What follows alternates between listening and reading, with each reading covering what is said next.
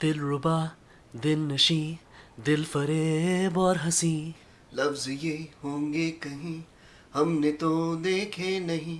अपने तो हर तरफ एक ही तस्वीर है. तुम कहो क्या मेरी बस यही तकदीर है. नो सर ना जनाब. एहतसाब बस एहतसाब. एहतसाब एहतसाब एहतसाब बोलो एहतसाब एहतसाब एहतसाब एहतसाब कहो एहतसाब. कितनी आंखें देखेंगी आधी सदी पुराना ख्वाब. एहतसाब एहतसाब एहतसाब बस एहतसाब. कितनी बार पुकारेंगे जिंदाबाद और मुर्दाबाद. एहतसाब बोलो एहतसाब एहतसाब कहो एहतसाब. कितनी आंखें छोड़ेंगी. बस कर भाई. बहुत होगी यार कुछ और हो गया. कितना एहतसाब करवाओगे. इतने लोग तो बंद करवा दिए तुम लोगों ने. वैसे भी गलती हो गई थी लाइन. तो अच्छा है आपने बचा लिया मुझे. और सुनाए हरी भाई क्या हाल है भाई. I'm doing good. How are you guys doing? Yeah, doing okay. आज कौन कौन आया हुआ है? So today we have yours truly, Ali Qazi, and the one and only Hamad Alam, Hello, and Omer Qazi. Oh. Mr. Omer Qazi. I feel like doing that in every single You episode. should be doing that. That should be your I'm flattered. I like it. Yeah. Assalamu alaikum everyone. तो यार ये बताएं कि एहतसाब से क्यों शुरू किया है हमने ये. This is a quite a momentous moment actually if you actually look at local sort of Pakistani politics that are happening. Current politics. Even current politics in many ways, of course. I mean, I think this is it's a permanent fixture in Pakistani politics or even South Asian politics. This idea of Ehtesaab, accountability, and demanding transparency. Like in that particular moment, so I want to do a brief sort of walk down memory lane. Yeah. Ehtesaab जो गाना था वो actually कश्मकश की जो compilation थी जो 95 में जो निकली थी उसका एक हिस्सा था. It was a part of that album, and it was the first time ever that the Pakistani public Kashmakash was just became aware of that song. re-releasing old tracks. Right, that's right. So that was an interesting choice that they actually dropped this particularly new song in this album that it was actually just sort of tracking दो थे. some of their hits. Not just सिर्फ दो थे, हाँ. Yeah. So what do you guys remember what the other one was? I don't actually. Well, there was Insaf, right? No. They even Ehtesaab had two versions of it. There was a reprise version. Right. Reprise version था, yeah. So, जो उसके वो बारे तो में बड़ा- मैं that पूछना was- चाह रहा हूँ आपसे, but I just want to set the sort of context is that 95 में ये निकला कश्मकश, but and in many ways like this is interesting because like you know how they say like sort of life sometimes imitates art, and this is like life sort of like the world like the politics of Pakistan actually kind of followed like Junoon in many ways, or like the track like sort of their release of the song for because in better or 96 worse, like I don't know exactly what the phenomena is and what's going on in the unseen world that's making all these things happen. Right. I'm just so damn happy that it was a Junooni effort, right, that kind of culminated to what's going on today. For better or worse, I mean, yeah, you can have your bone to pick with whatever the ruling party is, Imran Khan, whatever. Like the fact that it's a homegrown, politically motivated rock and roll group that kind of led the movement to what probably transpired and led to whatever events are taking place today. Right, I mean, so Ehtesaab goes on to become an iconic song, essentially symbolizing not just a particular, political party's moment, which I do think, obviously, PTI launched sometime in 96 No, I think or whatever. the songs but Ehtesaab and Meri Awaaz Suno were Right. launched at the inauguration of PTI or at their they might have inception. been, yeah, absolutely. And so they are deeply tied to that, but I think they in many ways, those songs actually went beyond even just...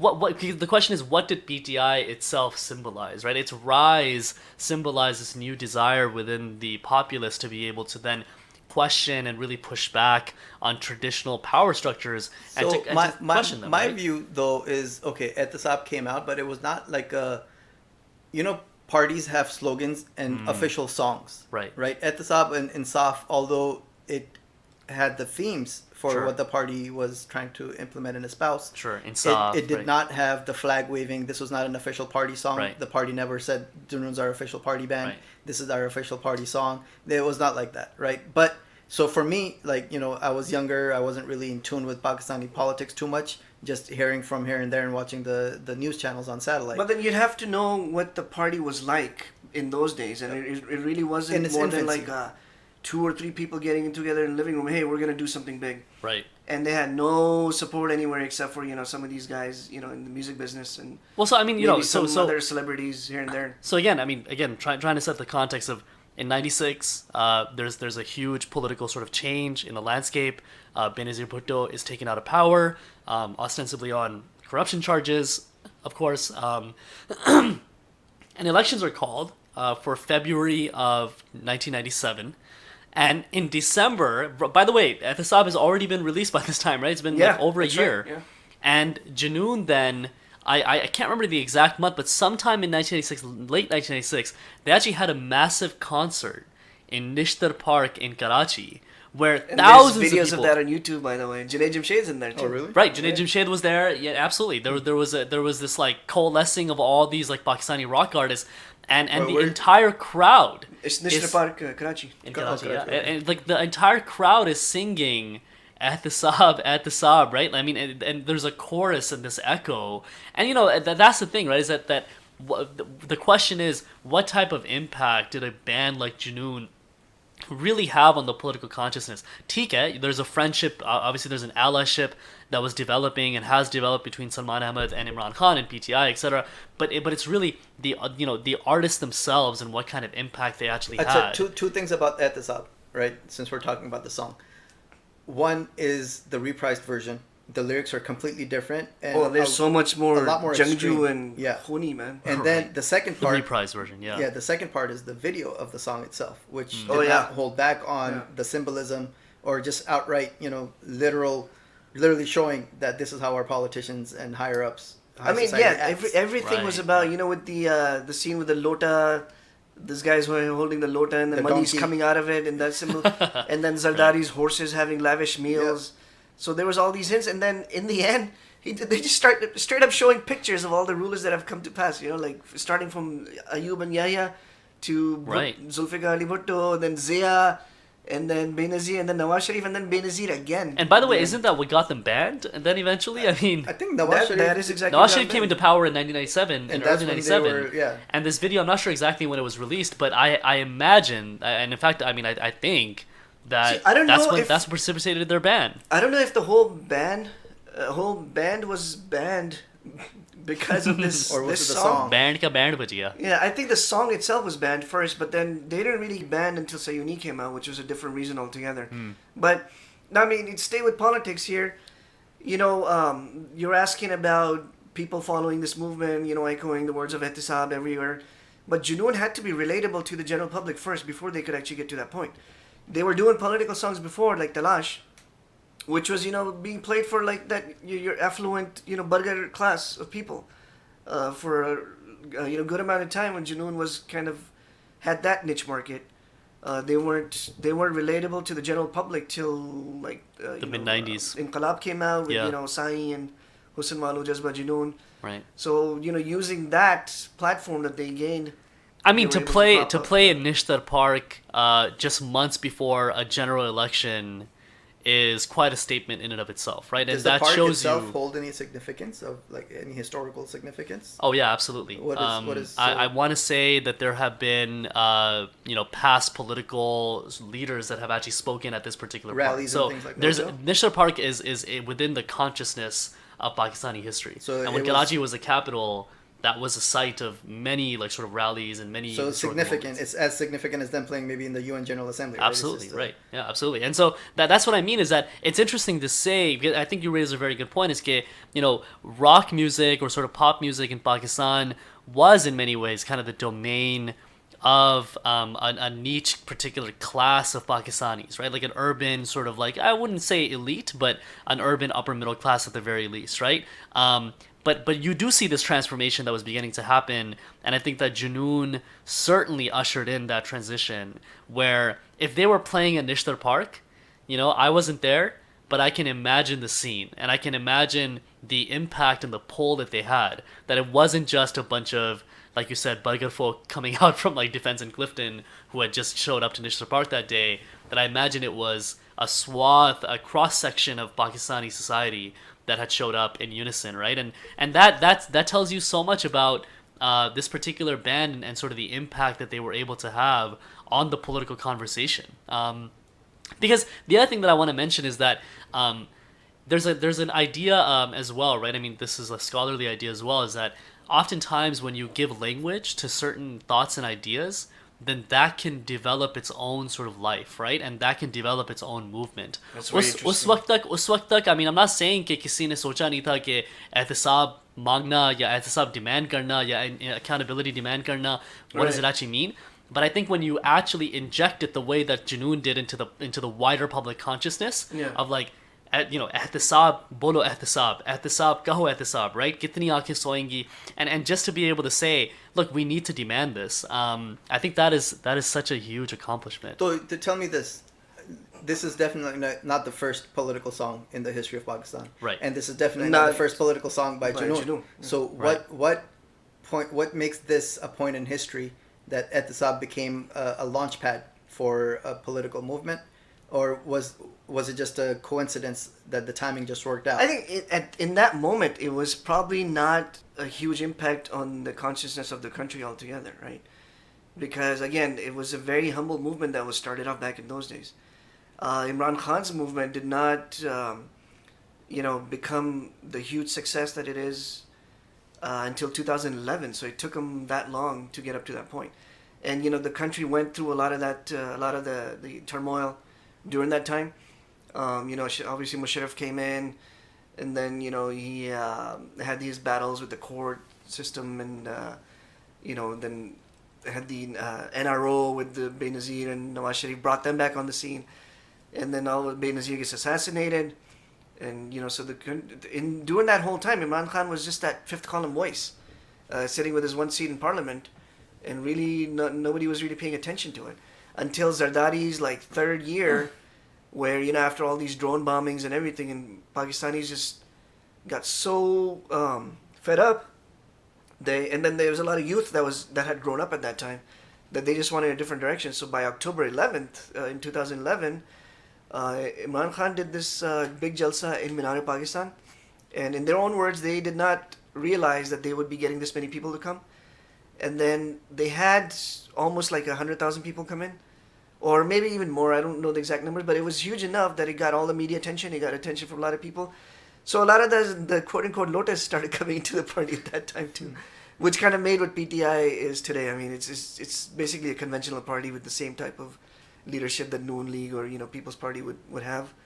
But that's where it started from. The Salman, during that whole time, you want to still maintain that Junoon connection. Salman Ahmad Junoon was obviously broken up 6, 7, 8 years prior to that. Salman Ahmad himself is living in the U.S. Ali Azmat, during that whole time, he's concentrating on his solo career. But with Ali Azmat being such a raw person that he is, he was going through some stuff on his own. He was getting this heavy influence out of this really a Zia era type of pro-military person named Zaid Hamid, who's very considered kind of a kook in a lot of circles. But Ali Azmat actually became his follower. And he started espousing some of those ideas. So, he's coming on TV talking about Zionists are controlling the world, this and that. And somebody would ask him, what is a Zionist? Hame khud nahi pata kya hai Zionist, but we just know they control the world. We're trying to learn ourselves what is a Zionist. But he got to that point where he had these anarchic ideas, all of the things that established corporations, banks, everything is, is holding people back. It's oppression, it's this and that. We're not alien to those ideas, right? We've heard quite a bit of those things. He is, putting together songs. He had this song, Tanha Hai Kyun, wala dekha uska? Jeevan na yun guzar, socho kabhi. Watch the video of it. And he's talking about all these events in the world that have taken place, all the wars and whatnot, and banks controlling. Very much like Rage Against the Machine ideas, right? So he has all those, but then he's still in the system. So a lot of in TV interviews, they would ask him okay, So you're doing this, you're anti-status quo and everything, but you're still part of the system. He's like, oh, this is the only choice we have, and if anything, if I can make a difference from within, I'll do that. If not, then what else do we do? So talk about the two songs, right? Ehtesaab and Insaf. Now, in the previous episodes, we talked about how the album names were very intentionally named in a sequential way, right? After Inqilab comes the Kashmakash, and Kashmakash is definitely a theme of these two songs. Now, I just want to point out how relatable these two songs are. Not the first version of Ehtesaab, but the reprised version of Ehtesaab. For a youth that's just burning with zeal to do an action, right? Warna khuni inqilab. Yeah. Nange bhuke ye awam. It's very relatable to the poor and downtrodden. And same with Insaf. Meri awaaz suno, like nobody listens to you. If you don't listen to us, then this is the inevitability that a revolution is going to happen in the worst ways, right? So you better let up and let the good people through. So I think that's a key point, that this is becoming very relatable to the common man and to the youth especially. Yeah, absolutely. That generation now is professionals, they're college educated or whatever they might be. There's something else to that. This sort of revolutionary leftist poetry and stuff obviously is coming from the 60s during the Ayub era, where Habib Jalib and Faiz Ahmad Faiz were kind of and then they were kind of very left-leaning, almost like socialist, communist. And Habib Jalib was socialist. And when Junoon came out with these songs, you will see that initially they got a lot of support from people who were having those type of ideas themselves, right? So it wasn't until whatever there was left of the left, quote unquote. Yeah, eventually they all kind of became neoliberals, right? Like they became very elitist. I don't think they became neoliberals, but yeah, they sort of got replaced by them. Replaced by them. So it's. And there's still there's Lal Ben still out there in Pakistan. Professor Taimur Rahman, who's very leftist, very progressive. He works with Mazdoor Kisan Party and whatnot. So, but in terms of Junoon, Roti, kapda aur makan. Yeah, Junoon, because now they're espousing these revolutionary ideas, so they get a lot of support from that progressive, who are very uptight at that point too. A lot of them are very affluent people, right? And a lot of them are anti-religion as well, right? But slowly, as Salman Ahmad is supporting Imran Khan more and more, and Imran Khan being Islamist from his initiation of his ideology, right? He's always been like that, pro-Islam, this and that. So that kind of Salman Ahmad and Junoon start losing that support from the progressive movements then. And I will say, I'm going to push back a little bit. I'm not saying that, well, I don't know, maybe you can correct me if I'm wrong, but it seems like you're sort of saying that there is a much more deliberate connection between Junoon or Salman Ahmad and PTI or Imran Khan. I don't know. There is. There's no doubt about that. But I actually never really grew. I don't know. Maybe I was too young, but I also think that it's a little bit more than that. I actually think that Salman Ahmad, in many ways, and I'm just going to use him as an example. I just happen to know a little bit more about his politics. I feel like he actually positioned himself more as someone who was just someone who's sort of, demanding and calling out for core human rights sort of principles, right? And it definitely was. And it wasn't just that it was just one political party. I think that was something that he was able to find a home in. Right. So I feel like, and I think that's why it resonated with the general population. We're not फिर इतना नहीं होता, frankly. वरना फिर हर कोई जुनून को नहीं सुनता, और ये गाने जो हैं वो इतने hit नहीं होते अगर ये सिर्फ ये होता कि PTI का नारा है. Yeah, I agree with you, because that's the point I was trying to make earlier, and you said it more eloquently than I could, that Salman Ahmad did position himself where he could be beyond any kind of party politics of the country. It was a universal message. Yet he could come back and say, I support this guy or this party because of my ideology, because of my beliefs. So yes, there's a connection, but he kept it separate to apart. So that's what I said. They were not an official party band. This was not an official party songs. Yet they could work together. That's right. And Salman made it work together. So here's the story how PTI was... I wouldn't say that PTI was founded on this, but Salman Ahmad, Ali Azmat, Junaid Jamshed, and all these guys went to Banigala to see Imran Khan and to ask him, why don't you do something? There's so much corruption in the land. There's all these politicians that are screwed up. This is, very interestingly, I think, obviously it is before the PTI's founding. So it could be that mid-90s period. Another very interesting story, which is not related to politics at all, but Ali Esma talks about this. The way he came up with the song Garaj Baras. He's saying that we were, if you read that story that he relates, he's like, we're sitting at Imran Khan's house in Bani Gala, and all of a sudden there's some, बारिश होने लगती है. बादल छा गए. बादल छा गए, तो I just start randomly, humming this tune and just started singing Garaj Baras Sawan Gara, and then later on that became a big song. Now, if those two stories are the same, like if these guys went to Imran Khan on the same night to give him that idea, that would be like an amazing, story behind the song as well. Right. Great coincidence. Yeah, it'd be a great coincidence. But no, so you're right about Salman positioning himself like that. And, Salman Ahmed did lose that connection when he was in the U.S. He did lose that connection with PTI. I don't know if it was deliberate. Maybe he was not liking a lot of things, PTI was doing. And that's inevitable, right? Because when every sort of pragmatic political movement starts hitting the ground and trying to actually come to power and come to some influence, there's always going to be some rifts, or there's always going to be some differences that you develop in terms of the execution of that particular vision. Well, but during that same time, these Junoon and Salman Ahmed in particular started losing that connection he had with your uptight liberal progressives too, because what happened is Obama's drone list and his drone policy, which People's Party's government at that time was totally complicit in, and it was Imran Khan's movement that was protesting against that. So he was the one leading the rallies to Waziristan. So these progressives would be criticizing Imran Khan for protesting against drone bombings of U.S. That's where he gets the label Taliban Khan from, because they're like, okay, if you're opposing the bombing of Taliban, then you're pro-Taliban, right?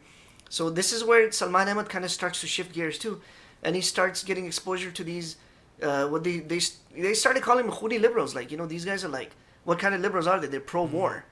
They're not, they're pro drone bombing. So you'll see often Salman Ahmed in particular kind of gets left dangling in the middle, like he's not there on the right side, or he's not there on the left side. And by the way, this is a much deeper topic that I don't think we can do justice to right now. But even like जब आप पाकिस्तान को देखते हैं, तो even within Pakistan, there are so many sort of, this is a cliche sort of statement, but factions. There are ethno-linguistic groups. There are divisions. There are class divisions. And I think you hit on something that's really interesting, is that this group of sort of neoliberals, or whatever you want to call them, the elite class of Pakistan, who were entirely fine with the ongoing campaign of drone strikes day in and day out in Waziristan and the borders with Afghanistan, because they're preferred parties in power. Well, preferred parties in power, but also there's ethnic like sort of prejudice, right? There's deep-seated ethnic bias, right, when it comes to folks who are in the majority provinces of Punjab or Sindh or Karachi, like in the city of Karachi, who frankly could not care like less, right, about the tribal areas, right, the so-called tribal areas. Which, by the way, even the word tribal, and to describe them as tribal, is itself we're a loaded speaking, term, right? So we know a lot of MKM people, and I don't want to say things they were saying. Some of the things that you've heard, right? Absolutely. So, and I think that's where I want to get back to this idea that Salman Ahmed really was someone, and I think you're touching on something that's really brilliant, is that he also went through, I think, maybe not a transformation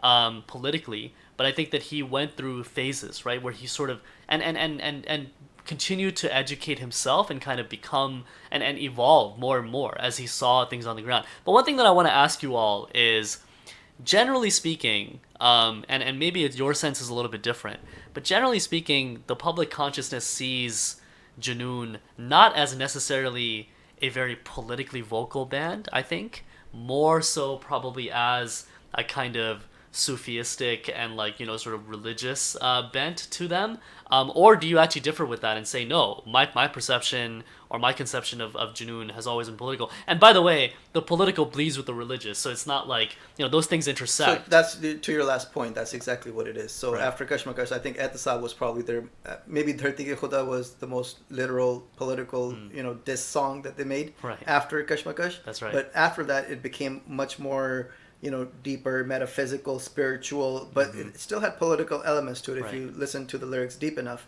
But as far as literal and intentional, songs go, Shisha Ke Ghar maybe, Right. and Dharti Ki Khuda. Those are the two that I can think of off the top of my head Yeah. that are very much in line with like Ehtesaab and Main Kaun Hu and Talash and stuff like that. But aside from that, they actually took on that label of the Sufi rock, right? Right.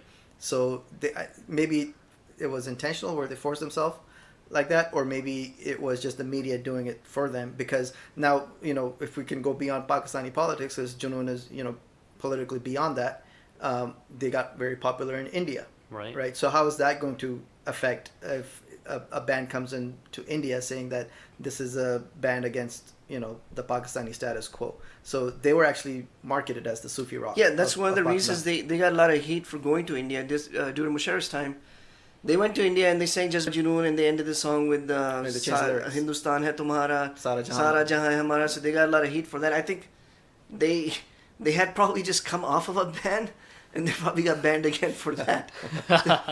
But what I want to ask you guys, going back to your, what drew you guys to Junoon? Was it the political side of it or their Sufi side?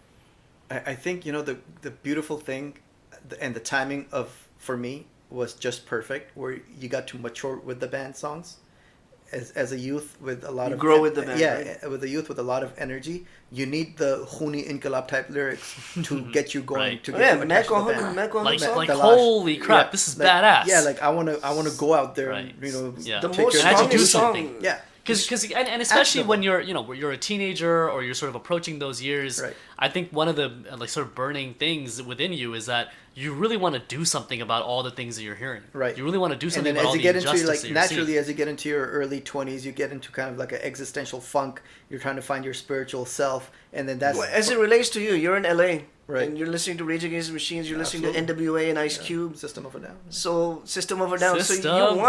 you want your Junoon to be like, मैं कौन हूँ, Yeah.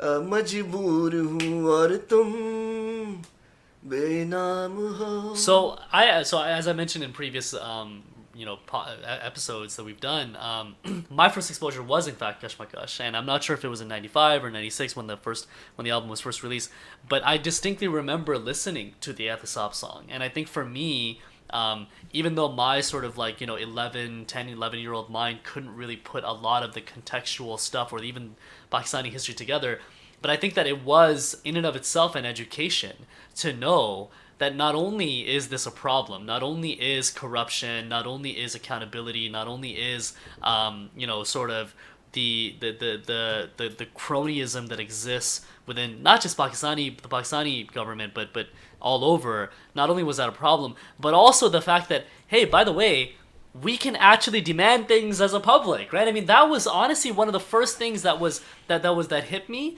and I was like, wow, that's power. Like Isn't that that was the power dumbest right thing? there. Like- And I think as someone who, by the way, has sort of strong political leanings personally, but also has been doing sort of work within whatever you want to call it, activist spaces. Community. I mean, I gotta say, maybe Junoon was that spark, right? Maybe that instigation that I needed, that moment that I needed I to don't say. doubt that at all. To I say don't to, doubt that at all. and yeah, I don't doubt that at all either. That to come to consciousness about the fact that, hey, by the way, the power actually lies or is located also within us, and that we can take that power and we can demand that sort of accountability.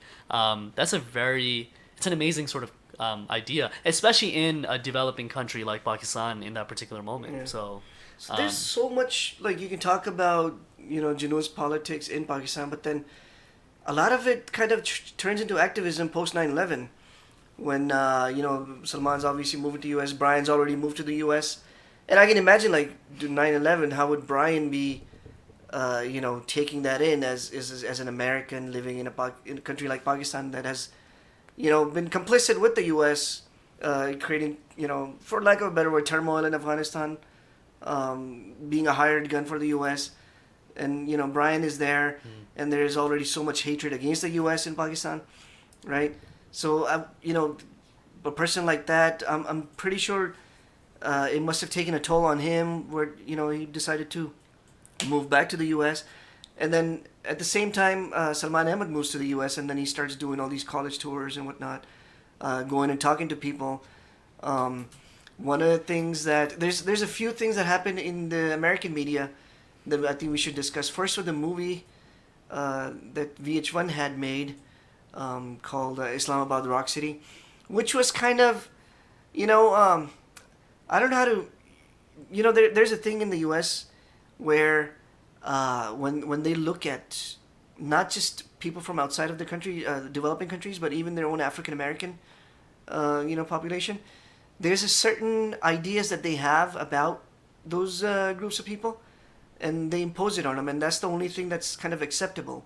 So something coming from Pakistan that would get a lot of attention in the U.S. is, okay, you made a movie on acid attacks that women go through. Oh, here's an Oscar for you, right? So I think Islamabad Rock City was kind of that moment for Junoon, even though I don't think there was any malintentions involved in that from Junoon's side. I think Junoon was very sincere in their effort. But the fact that VH1 is covering this, Viacom, I think that's the network there, and Susan Sarandon is narrating this, and they only talk about extremism and what Junoon is going through in the face of extremism and all this militancy, right? It was a very I don't want to say only a black and white picture, but very much a black and white. I mean, to your point, that was painted. we're growing up. We have classmates, coworkers, and they would ask you, what, you guys still ride camels in Pakistan, right? Or you guys have buildings? You guys have tall buildings? You guys have parks? You have cars? You have roads? You have running water? So that's the picture they paint, especially which turns into now, with all these images, there's this saying of seeing of mujahideen and militants, and they're like, that's what Pakistan is. And I think Junoon was very sincere in their effort to try to change those views, even though I was not on board completely initially, because I thought, me coming from a conservative religious background, right, more traditional religious background, and I think even somebody, Brian or someone, actually used the phrase that, we're trying to change that whole hijab and beard image of Islam. So I kind of took that as an offense because I'm coming from a hijab and beard background, but I think it wasn't their intention. I think what they were trying to do is, there's more to Islam and Muslim right. Community than just hijabs and beards. Right. Right. There's a lot more. Stop people essentializing us and stop sort of reducing us just to these particular tropes. Yeah. I mean, I think I definitely appreciated the fact. What I can say is that yes, I did have some problems with the ways that I don't think it's Salman Ahmed or Junoon were to blame for that sort of myopic and very kind of nearsighted perception or conception of Pakistan or the Muslim world by the Western media outlets.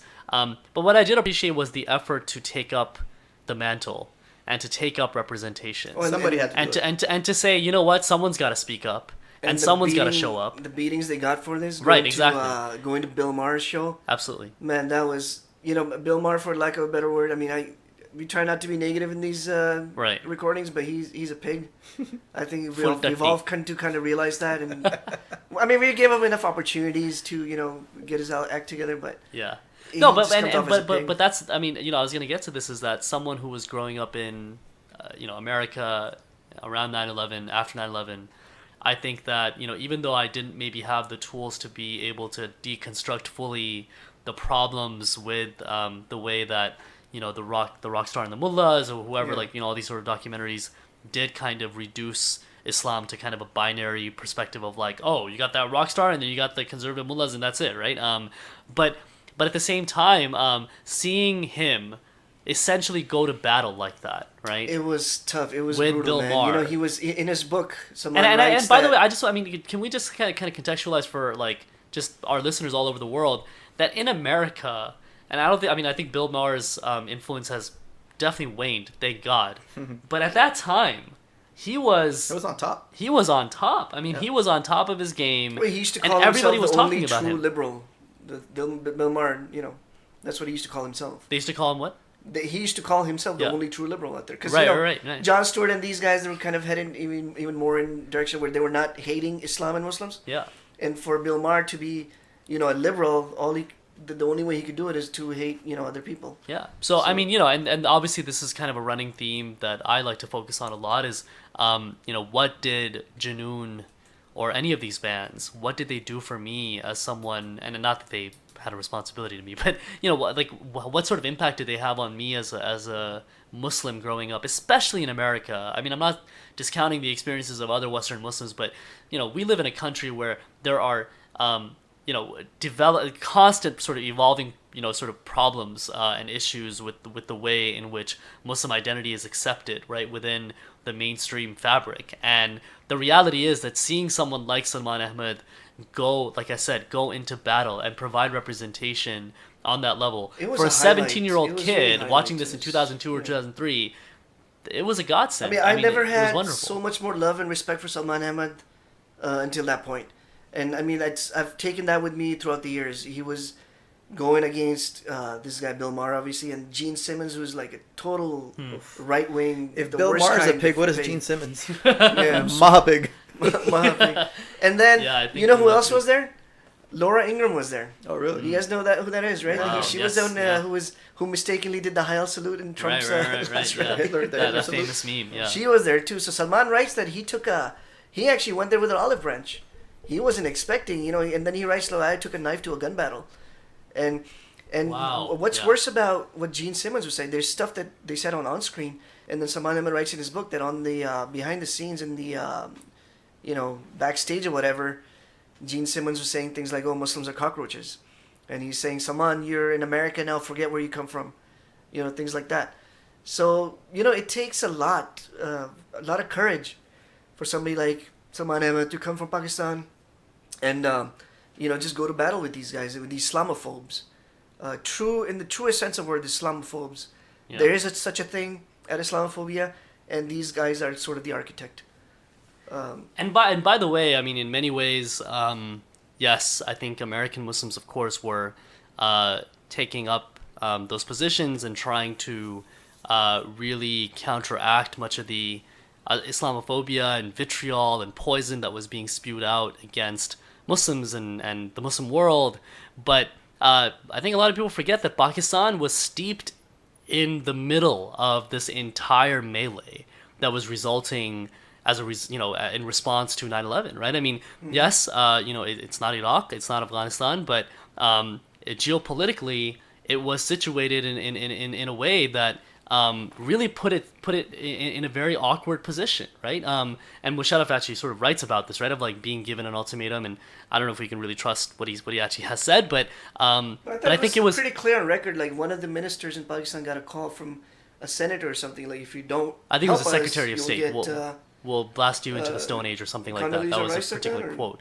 I think it was maybe I'm not exactly sure who said it, but yeah, I mean, so I think it was completely proper for Salman Ahmed to be a Pakistani coming in and saying, look, you need to get the record straight. And the way Salman did it, I mean, he came to the U.S., he moved here, moved his whole family here, and then he worked. He worked. He went to people. He went to places. He was teaching for a while. He was teaching in Queens College, and he was going around college campuses talking to people, talking to Desis or non-Desis and white and black people and. Also, I mean, let's talk real quick about No More. No More was. So I think No More was probably the best Muslim response that I could like. If I was to give a Muslim response to a 9/11 tragedy, it would be No More. And if you could look up the lyrics of it, this is what was going through our minds. God and money take the blame for suicidal video games. Right. We're sick of spying eyes wearing suits and secret ties. Yeah. Right. This is what how we saw, the intelligentsia and and not just American, probably ISI in Pakistan too, but yeah, I mean, God and money take the blame, like you said, for suicidal video games. I mean, for me, the images that conjures up is later on there were videos that were actually released from bombing campaigns. Or even just like regular videos. Sorties from Iraq, like a video game, yeah. Where these guys were literally just taking it like it was a video game. Yeah. I mean, naval pilots and Air Force pilots were literally taking it, and that was sort of like it was such a premonition that Junoon had to be able to release that. By the way, that song was written in collaboration with another native New Yorker person that Salman Ahmed worked with. So it wasn't entirely Salman's lyrics. I think they worked on it together. But still, I mean, the good thing about it is they were consistent in their message. Even after 9/11, No More, it was a very worldly, universally appealing song to all people that, at the end of the day, politics is politics, but people are dying, right? So right. we I'm need breathing. I don't want to breathe you anymore. Right. Right. I'm So, breathing you no more. Right. Like, it doesn't matter if it's Ashes. American killing Afghanis or the Taliban killing Pakistanis or what. It's just there's so much death around us. All of it really needs to stop. So that's always been their message, and they were consistent with that. And no more. It's a very good song. It took me a while initially. I didn't like it. It's they in it on their first album they did a couple English songs that were total duds. Not very good. No More was actually a pretty Downtown Princess. Yeah, Downtown Princess. That was cool. What was the other one? There was a second one. That was Lady Magic. Lady Lady Magic. Magic. Anyways, we're not gonna talk about those. Those don't The exist. princess became a lady. Oh, and Chori Chori had an English version too. Oh, that was Downtown Princess. That was Sorry, Downtown. yeah. That was- By the way, I just want to throw this in there. Keep continuing with your thoughts, but Salman Ahmed got involved with Imran Khan's activism through this documentary called Princess and the Playboy, which was about Benazir Bhutto's corruption. And it's on YouTube if you guys don't want to watch it. Continue. So where were you? So no More could have really launched Junoon into the Western audience, but I think them being from Pakistan really held them back. I know some friends had called local radio stations in around Los Angeles, rock stations. Hey, there's this Pakistani band. Play their music on your channel. They're trying to extend an olive branch, as to say, we're all one people. Let's all get together, mourn together, grieve together. But they just it never caught on. I mean, just the way that things work in America. I think if it was either UK or Canada, you'd have a much bigger chance because their industries are much more open. Right. In America, the way these radio stations are owned by record companies. So at that point, I think President Bush made a remark which became pretty popular on all sides of the aisle, where he said, "You're either with us or against us," right? And that's the American way, really. You're either with us or it's sad to say, Right. everybody's always otherized. Even us, as a Pakistani Muslim American community, we try to otherize different Right. The communities world is to- divided into good and evil. Exactly. So Essentially. it's a and we black all and white. know where America thinks they are. Right. So it's yeah. always black and white. You're either with us or against us. And at Junoon, they were just on the wrong Right. side. If another band had done something like this, say a European band from Netherlands or something, it would have probably caught on. So as you were talking about the lyrics of No More, and I was sort of just reviewing them myself, you're right. They do conjure up images of like over New York and Karachi skies, like Yeah. this equilibrium between the fact that like that's look, the sweetest part, by the way, linking New York and Karachi. right, Yeah. I mean, I wish it was LA, but hey, I'll take it. Well, I mean, I think obviously New York is a very deliberate choice because of what course. happened, right? But I think what and I'm not sure. I think you're not gonna like this anyway. What I'm about to say is that there is this kind of like humanistic like sort of thread that I think is being sewn into the song, right? Of like, look, I'm breathing you no more, talking about ashes, conjuring up these images, obviously that we all know are iconic from what happened on 9/11. I remember watching the TV and sort of seeing all of that smoke and seeing those sort of videos play out over and over again. And then, of course, I really do appreciate kind of the lines about God and money take the blame and suicidal video games and I think there's like this equilibrium between yes, what happened on that day was absolutely terrible, but at the same time the sort of like loss of life and the destruction that's going to come as a result of this response is also not something that do we really need to mirror the response in the same way. And to me, I think Tika on one level it's a very appealing sort of humanistic message, right? But I actually think this is where my politics come into play, where I feel like perhaps Junoon could have taken a more radical approach. Perhaps they could have had I'm going to say something that may not go down very well with a lot of people, but perhaps they could have taken more of a chickens coming home to roost sort of like, message, right? To say, look, we want to hit back and to tell you and to show you a mirror and to say, the shit that you've been doing all over the world for so long, for years, like maybe you need to think about this for a second and think about your position. And I'm not saying that they should have done that or I'm just saying that like they could have done that. So but they did take more of a humanistic sort of, which for me, like frankly, like humanism is something that I'm not like. So this goes back to what Ali like was the saying. kumbaya stuff is like I'm not down with. This goes back to what Ali was saying earlier, Yeah. where if you're not towing the line, you're automatically assumed to be on the opposition, Right. So if they came to say the chickens come home to roost, then they're automatically assumed to be Taliban or terrorist sympathizers, of course, right? yeah. So they really couldn't do that, and that's just the circumstance. Well, so that's what I with. mean though, is that like I think here's the thing. That's the value though of an iconic band that went platinum, right? I mean, this is a band like considered. I mean, forget South Asia's biggest rock band, one of the world's biggest rock bands, right? I mean, their emergence and their rise was just absolutely incredible in every sense of that word. And so, to me, what I'm just trying to say is that if anybody's listening, if any current artists are listening, I know there are budding musicians who are listening to this podcast. What I always talk about is that there's always going to be a dominant mainstream voice in like political discourse, and I think that the position that needs to be elevated, just because the playing field is never level, and if you do want to take up a radical position, or you want to take up at least like some position that shows you the other side of things, then you need to be more vocal about it, rather than sort of trolling the line, or rather than striking a balance between ha ha ha जो वहाँ हुआ वो बहुत बुरा हुआ और जो यहाँ हुआ वो भी बहुत बुरा हुआ क्योंकि हर जगह इंसान मर रहे हैं, like वो चीज़ ठीक है, but there's always something about like, look, the disproportionate impact that has been had as a result of 9/11. We all know that American imperialism has had everything to do with it, and I think that needs to be said. So I mean, I agree with you guys for the most part, and there's a lot of political discussions you can have and go into the history of why these axes and allies were formed and what kind of actions they what kind of proxies they had and what they did. I think going back to Junoon's response and why I think the extension of the olive branch was a better response is because this is also 9/11 was a very much a people's tragedy, which every year in America when they commemorate it, it's actually very disgusting because they use it for nationalism and war. But once you go there and you look at people's names on the memoriams, The memorial, right? yeah. Memorials. You will feel it. You will feel that this is actually people's tragedy. When you see Right.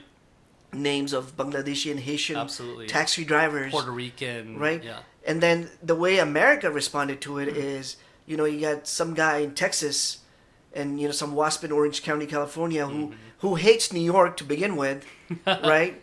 We know that, right? They can't stop crapping on New York. Yeah. And all of a sudden, this thing happens and it affects their ego to begin with. They don't care about that, that Vietnamese or that halal cart guy who got smushed under the rebels right outside the buildings. They don't care about him. They just say, oh, America, our country. So now this guy from Texas, he's like, oh, I'm going to go and, kill them Arabs, right? And that's the response that America was starting to give. But on the ground, there was a lot of people that reached out to even us who were giving that people-to-people response. And I think that's where Junoon kind of contextualized themselves in, and I think that was the most beautiful thing about the No More song.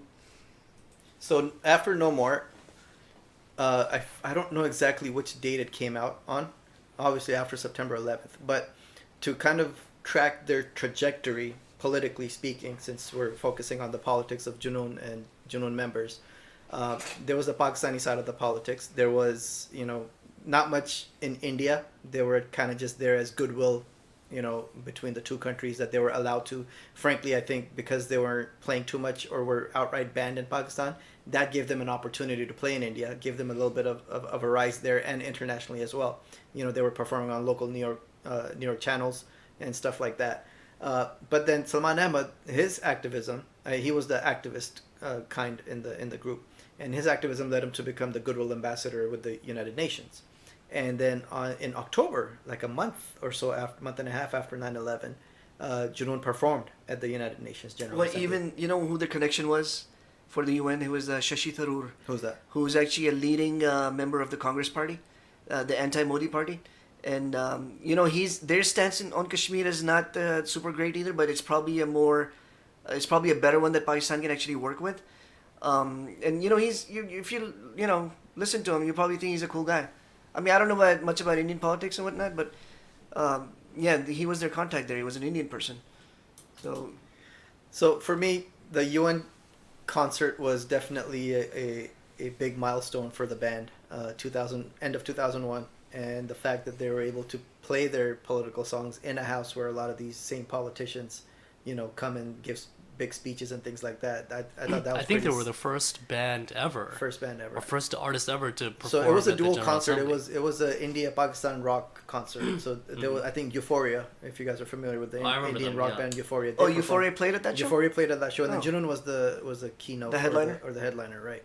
So Junoon got to play a full set. Because I like Euphoria quite. Euphoria is a good band. They did a song with strings. I don't know if Yeah. I mean, yeah, but if that's the best that ever came out of India, then Well, I I mean, mean, we know their Bollywood doesn't allow Yeah. bands. I to just fly. had not to. the- I had to. That's a I different actually topic. wish that if Pakistan and India with good relations, we can have some of their bands come and like pack them up nicely and have them teach them something. No, man, that's the one And thing I'm we not have. saying that from a position of superiority, but it's just. We have I two mean, things. come on, we have Vital Signs and Junoon. We have drama serials and we have rock. That's what we have. Yeah, That's, that's- two things that's all we have. got, Yeah. No, but so in terms of India, again, Salman and Junoon, they started to make that people-to-people connection. Salman Ahmed, when he did Ghoomtana, doing the filming of it, and he actually took a trip to Patiala to visit his ancestral home there.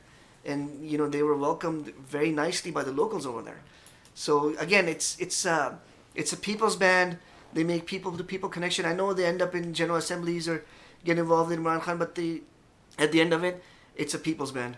And Salman Ahmed, he's very approachable, relatable, right? He played here locally at the University Irvine, or University Yeah, of California, absolutely. Irvine, USC. Small, maybe five. I've seen him on campuses three- on the East Coast, and Yeah. it didn't matter how many people showed up. playing to a few hundred It people. could be, it'd be, and no. this is after the band broke up. I remember one time there were only like 15 of us Yeah. who actually showed up from like a particular Pakistani like student society, and Right. he sat down and played for us and had an So entire conversation. The great thing I want to highlight as we try to bring this to a close, is the consistency, right? Even though Right. there has been an evolution or a growth amongst the band and the band members, a band as a whole and band members as individuals, I have to appreciate the consistency that Salman Ahmed, especially, I want to highlight him because his activism is more pronounced and is more visible to us, is that he's been very consistent in his message, whether it was, political, then spiritual, then bridging the two.